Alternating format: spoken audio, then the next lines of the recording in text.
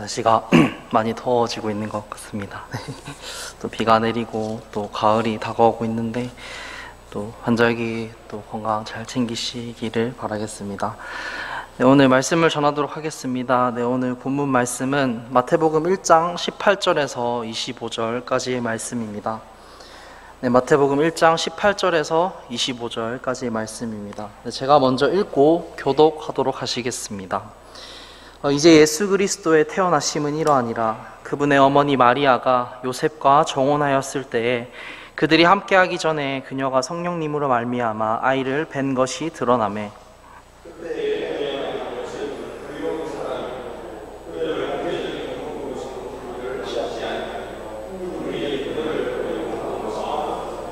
그가 이 일들을 생각할 때에 보라, 주의 천사가 꿈에 그에게 나타나 이르되 너 다윗의 자손 요셉아, 내 아내 마리아 취하는 것을 두려워하지 말라. 그녀 안에 수태된 그것은 성령님으로 말미암았느니라.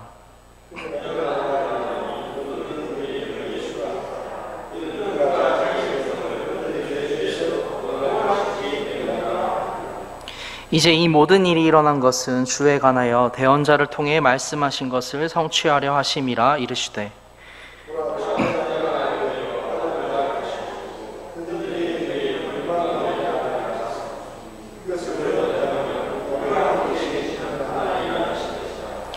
이에 요셉이 잠에서 깨어 일어나 주의 천사가 자기에게 지시한 대로 행하여 자기 아내를 취하고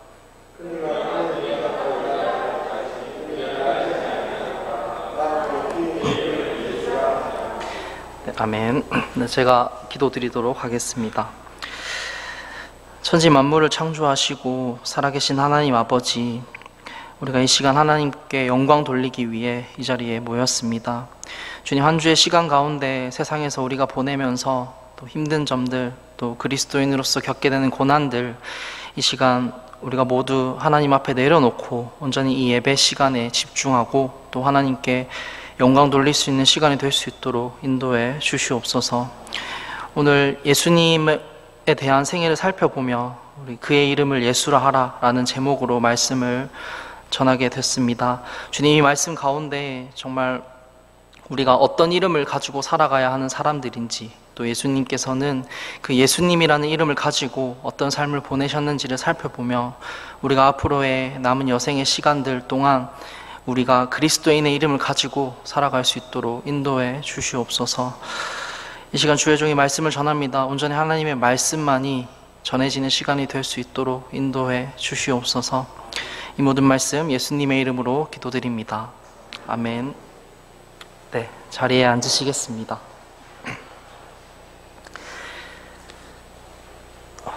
네, 이 세상에는 정말 많은 이름이 있습니다. 지금은 조금은 덜하지만 가끔 사극 드라마를 보시면은 이제 이름만 말해도 그 사람이 양반인지 또 노비인지 어느 집안 자제인지 어떤 직책을 가지고 있는지 등 많은 정보를 알 수 있는 것이 바로 이 이름이었었습니다. 이름만 듣더라도 그 사람이 누군지를 이제 알 수가 있는 그런 역할을 하는 게 이제 이름이었었죠. 성경에도 정말 많은 이름이 등장합니다. 그리고 이제 몇몇 사람들은 이 이름이 바뀌기도 합니다. 아브람은 이제 아브라함이라는 이름으로 바뀌게 되고, 야곱은 이스라엘이라는 이름으로 불리게 되고, 시몬 또한 베드로라는 이름으로, 그리고 사울도 바울이라는 이름으로 이렇게 이름이 바뀌는 삶을 살기도 합니다. 우리에게도 똑같이 이름이 있습니다. 우리는 원래 죄인이라는 이름을 가지고 있었습니다.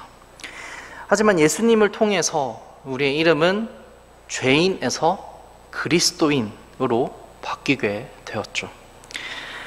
예수님을 만나고 사울의 인생이 바울의 인생으로 바뀌었듯이 우리들 또한 예수님을 만나고 죄인의 인생에서 그리스도인의 인생으로 바뀌게 된 것입니다. 오늘 본문 말씀을 통해서 이 예수님의 이름의 의미가 어떤 의미를 가지고 있는지, 또 이 예수라는 이 두 글자가 이 두 글자로 인해서 우리의 인생이 어떻게 바뀌게 되었는지, 어떤 삶을 살아가야 하는지에 대해서 다시 한번 생각해보는 시간이 되시기를 바라겠습니다.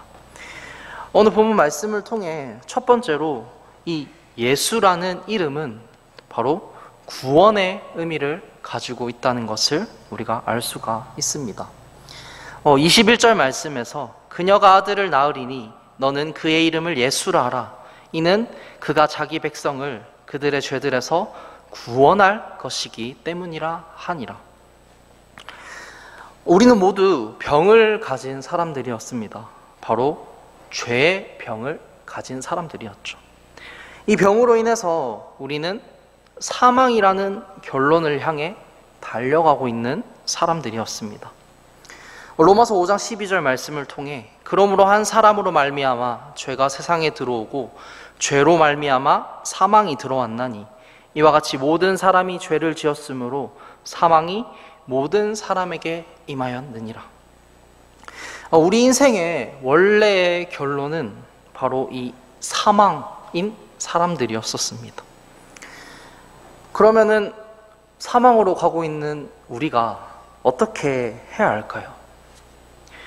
가만히 있으면 우리가 사망으로 가게 된다라고 진단을 받았는데 이 문제를 우리가 해결을 해야겠죠.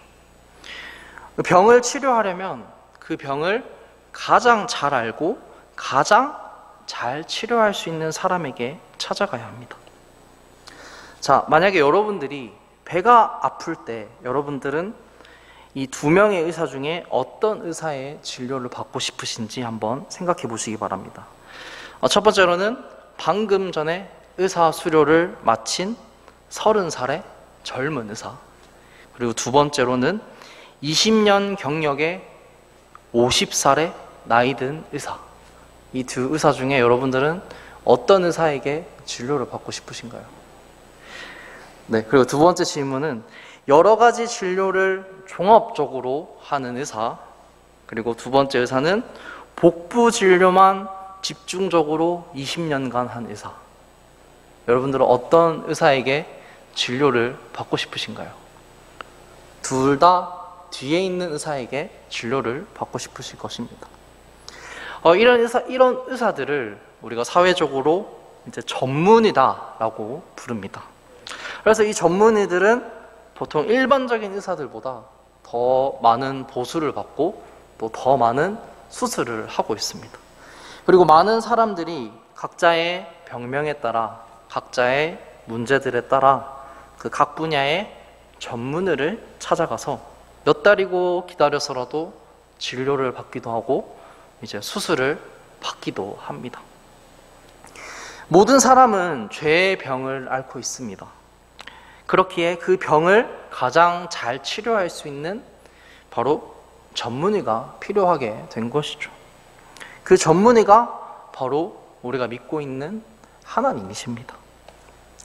창세기 1장 20절을 보면 하나님께서 이르시되 물들은 생명이 있어 움직이는 창조물과 땅 위 하늘의 열린 궁창에서 나는 날짐승을 풍성히 내라 하시고, 그리고 창세기 1장 30절에는 또 땅의 모든 짐승과 공중의 모든 날짐승과 속에 생명이 있어 땅에서 기는 모든 것에게는 내가 모든 푸른 채소를 먹을 것으로 주었노라 하시니 그대로 되니라. 창세기 2장 7절에서는 주 하나님께서 땅의 흙으로 사람을 지으시고 생명의 숨을 그의 콧구멍에 불어넣으시니 사람이 살아있는 혼이 되니라. 아멘. 우리가 전문의의 경력을 보고 그 전문의를 찾아가게 됩니다. 뭐 수술을 몇 번 했고 경력은 얼마나 되고 어떤 분야에 공부를 했고 또 그 의술 분야의 평판은 어떤지 정말 많은 것들을 우리가 살펴보게 됩니다. 근데 바로 이 창세기 말씀이 우리가 믿고 있는 하나님의 경력입니다. 이 세상 만물에게 생명을 불어넣으신 경력이 있으시고 사람에게 또한 생명을 불어넣으셔서 사람을 창조하신 경력이 있으시고 바로 이 천지 창조의 모든 과정을 주관하신 분이 바로 우리가 믿고 있는 하나님이십니다. 경력이 천지창조이신 분이에요. 사람을 지으셨고 그렇기에 하나님께서 바로 이 죄의 병인 사망의 유일한 전문의가 되시는 것이죠. 이 세상 어떤 의사도 병을 치료할 수는 있지만 이 생명 자체를 창조한 의사는 단 한 명도 없습니다. 그리고 바로 이 하나님께서 이 죄의 병을 치료하는 유일한 치료법은 내가 보내는 예수 그리스도를 믿는 것이다 라고 말씀하셨습니다. 요한복음 5장 24절 말씀에서 진실로 진실로 내가 너희에게 이르노니 내 말을 듣고 또 나를 보내신 분을 믿는 자는 영존하는 생명이 있고 또 정죄에 이르지 아니하리니 사망에서 생명으로 옮겨졌느니라. 그리고 요한복음 6장 40절 말씀에서는 나를 보내신 분의 뜻은 이것이니 곧 아들을 보고 그를 믿는 모든 자가 영존하는 생명을 얻는 것이니라. 마지막 날에 내가 그를 일으키리라 하시니라. 예수님께서 이 두 말씀을 통해서 하나님께서 예수님을 이 땅에 보내신 이유가 바로 예수님을 믿는 모든 사람들이 이 죄의 병을 치료하고 영존하는 생명을 얻도록 하기 위해서였다라고 말씀하셨습니다. 예수님께서 보내신 이 공생의 3년 반의 시간은 바로 이 하나님의 뜻을 이루기 위해, 즉 하나님께서 창조하신 사람을 영존한 생명을 얻도록 만드는 것, 이것을 위해 예수님께서 3년 반의 시간을 보내셨고 이 복음을 전하셨던 것입니다. 그리고 예수님께서는 다시 하늘로 올라가셨고 이 복음은 바로 우리에게 주어지게 됐습니다. 바울은 고린도전서에서 이렇게 말합니다. 고린도전서 1장 17절에서 그리스도께서 침례를 주라고 나를 보내지 아니하시고 복음을 선포하라고 보내셨거니와 이 일을 말의 지혜로 하지 아니함은 그리스도의 십자가가 무효가 되지 않게 하려 함이라. 복음을 선포하려고 보내셨거니와, 즉 하나님께서는 우리를 이 땅에 남겨두신 이유가 결국 이 복음 선포 때문이다 라고 바울은 말하고 있습니다. 그리고 이 복음 선포는 내 이름을 의지하고 나의 말 실력을 의지하고 나의 어떤 능력과 명예를 의지하고 선포해야 하는 것이 아니라 바로 예수님의 이름만을 의지하고 선포해야 하는 것임을 우리는 이 말씀을 통해 깨닫게 됩니다. 그리고 두 번째로 예수라는 이름은 성취의 의미를 가지고 있다는 것을 본문 말씀을 통해 알 수가 있습니다.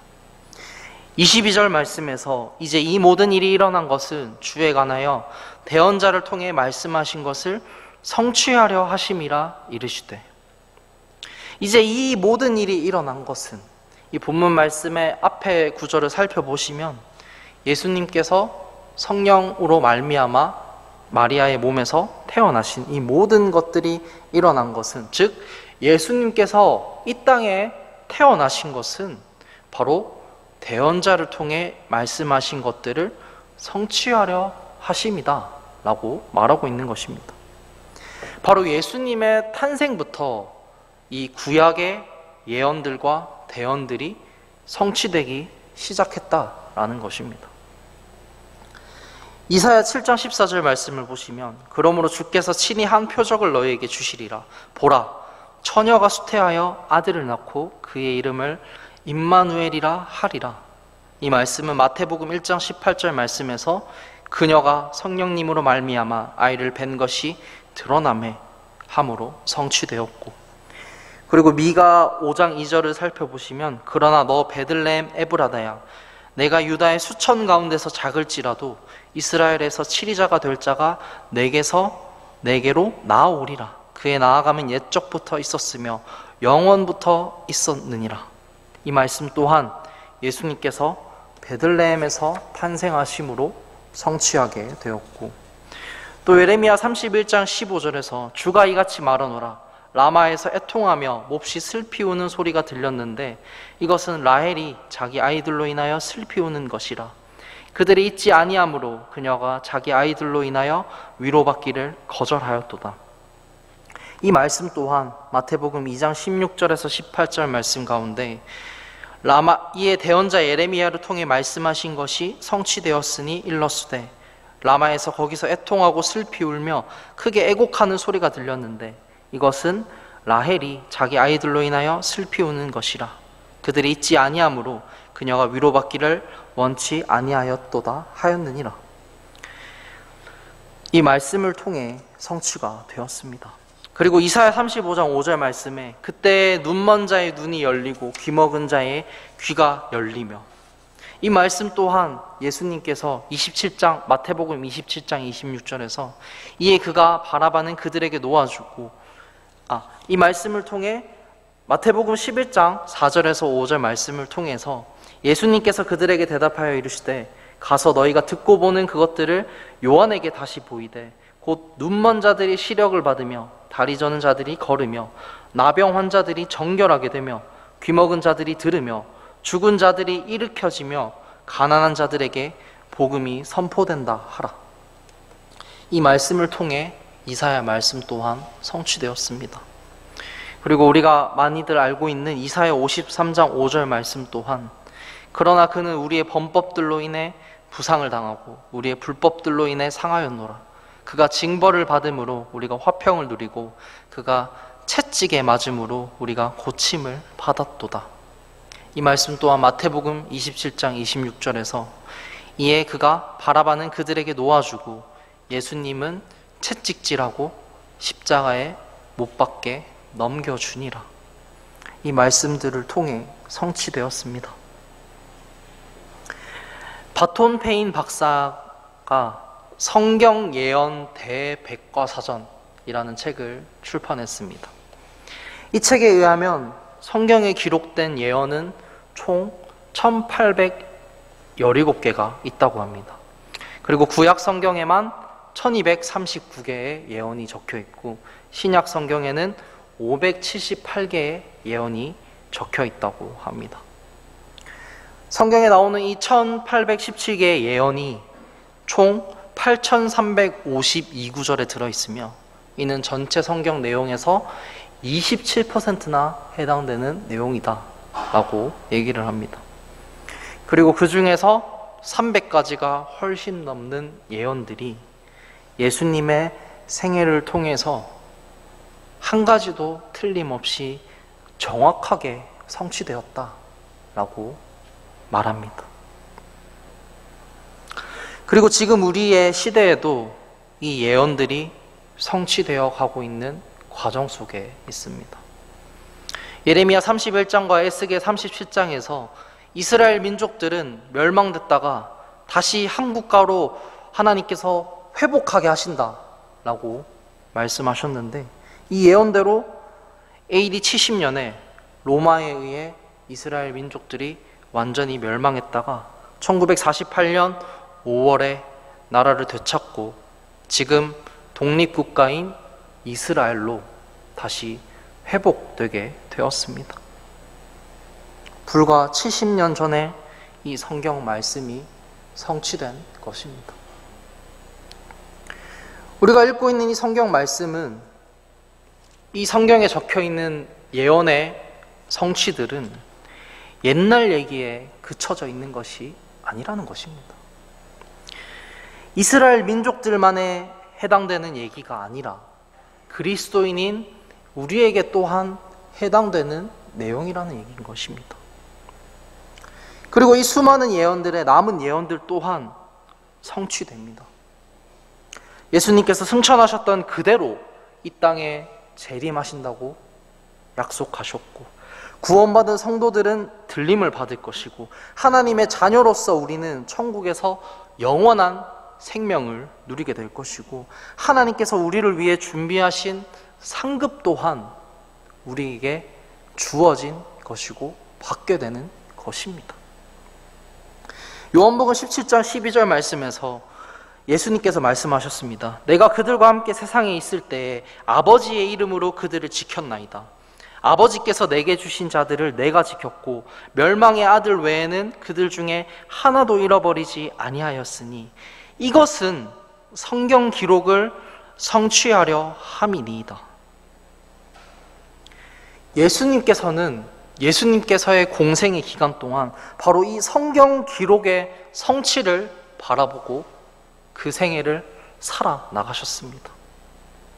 그리스도인인 우리들 또한 이 예수님의 모습처럼, 예수님의 생애처럼 우리 또한 바로 그 말씀의 성취, 약속의 성취를 바라보며 살아가야 하는 것입니다. 즉 우리들 또한 말씀을 바라보고 예수님을 바라보며 살아가야 하는 것이 바로 그리스도인의 모습이라는 것입니다. 그리고 마지막으로 예수님의 이름은 함께 한다는 의미를 가지고 있습니다. 마태복음 1장 23절 말씀에서 보라 처녀가 아이를 베어 아들을 낳을 것이요 그들이 그의 이름을 임마누엘이라 하리라 하셨으니 이것을 번역하면 우리와 함께 계시는 하나님이라는 뜻이라. 예수님의 다른 이름은 바로 임마누엘입니다. 이 임마누엘은 히브리어로 조금 분석을 해보면 함께 한다라는 뜻을 가진 히브리어 임과 그리고 우리와 라는 뜻의 히브리어 마누, 하나님이라는 뜻의 엘, 이 세 가지 단어가 결합된 말이 바로 이 임마누엘이라는 단어입니다. 즉 히브리어로 우리와 함께 계시는 하나님, 하나님께서 우리와 함께 하신다라는 의미를 가지고 있습니다. 하나님은 우리와 함께 하십니다. 그 증거가 바로 이 임마누엘, 즉 예수님의 이름이 바로 그 증거입니다. 우리가 성경을 읽으며 알게 되는 것은 하나님께서는 하나님의 백성들과 언제나 어디서나 함께 하셨다는 사실입니다. 이집트의 포로로 끌려간 요셉과도 함께 하셨고 포로로 끌려간 이스라엘 백성의 출애굽을 이끈 모세와도 함께 하셨고 이방 민족들과 수많은 전투를 치른 이 여호수아와도 함께 하셨고 2m가 넘는 거인을 물맷돌만으로 마주한 다윗과도 함께 하셨고 300명의 용사로 미디안 군대 13만 5천 명의 군사를 대적하는 그 순간에도 기드온과 함께 하셨고 사자굴에 들어가게 된 다니엘과도 함께 하셨습니다. 그리고 지금 우리와도 함께 하고 계십니다. 내가 말하기도 전에 내 필요들을 다 아시고 채워주시겠다고 말씀하신 분이 하나님이시고 내가 감당하지 못할 시험은 허락하지 않으시고 그리고 피할 길 또한 우리에게 마련해 주시겠다라고 말씀하신 분이 하나님이시고 내가 먹고 입고 자는 모든 것을 채워주시고 주시겠다라고 약속하신 것이 바로 하나님께서 말씀하신 것들입니다. 그리고 다른 누구도 아닌 나를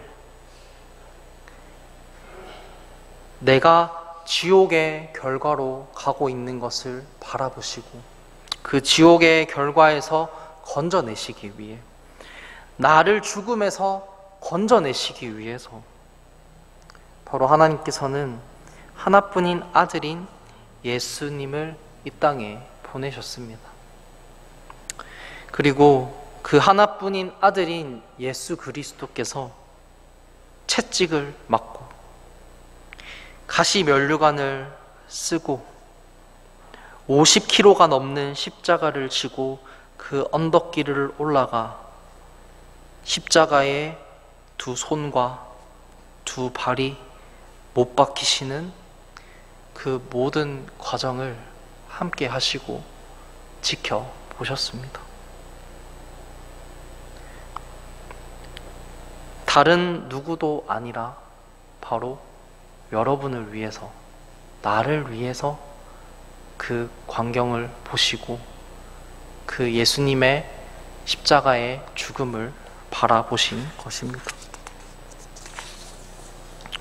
그렇게 나를 향한 하나님의 사랑을 당당히 제시하셨습니다. 우리가 받은 사랑이 이런 사랑이고, 우리가 받은 은혜가 이런 은혜고, 우리가 받은 구원이 이런 구원입니다. 여러분들 가운데 아직 구원에 대한 확신이 없는 분이 계시다면 하나님 앞에 무릎 꿇고 기도하시기 바랍니다. 주님, 제가 죄인입니다. 제가 이 영원한 죽음의 문제를 해결할 수 없는 죄인입니다. 이 문제를 해결하실 분은 오로지 하나님 한 분뿐이십니다. 하나님께서 이 죽음을 해결할 수 있는 문제의 치료법이라고 말씀하신 예수님을 믿고 싶습니다. 예수님을 저의 구주로 받아들이고 싶습니다. 라고 기도하시길 바랍니다. 그리고 구원에 대한 확신이 있는 분이 계시다면 그 구원을 아끼지 말고 드러내시기 바랍니다. 하나님께서 우리에게 예수님을 통해서 그 예수님의 고난과 고초를 보시면서까지 그 사랑을 우리에게 명확하게, 당당하게 제시하셨듯이 여러분들 옆에 하나님께서 보내주신 사람들이, 하나님께서 붙여주신 사람들이 너무나도 많습니다. 그 사람들에게 하나님의 사랑을 당당히 제시하는 여러분이 되시기를 바랍니다. 그리고 그 복음을 제시할 때, 그 사랑을 제시할 때 내가 가진 능력과 내가 가진 언변과 나의 어떤 이름과 능력을 가지고 나아가는 것이 아니라 하나님의 능력과 바로 우리에게 주어진 그 예수님의 이름을 의지하며 복음을 선포하면서 살아가는 그리스도인이 되시기를 소망합니다. 네, 기도드리고 예배를 마치도록 하겠습니다.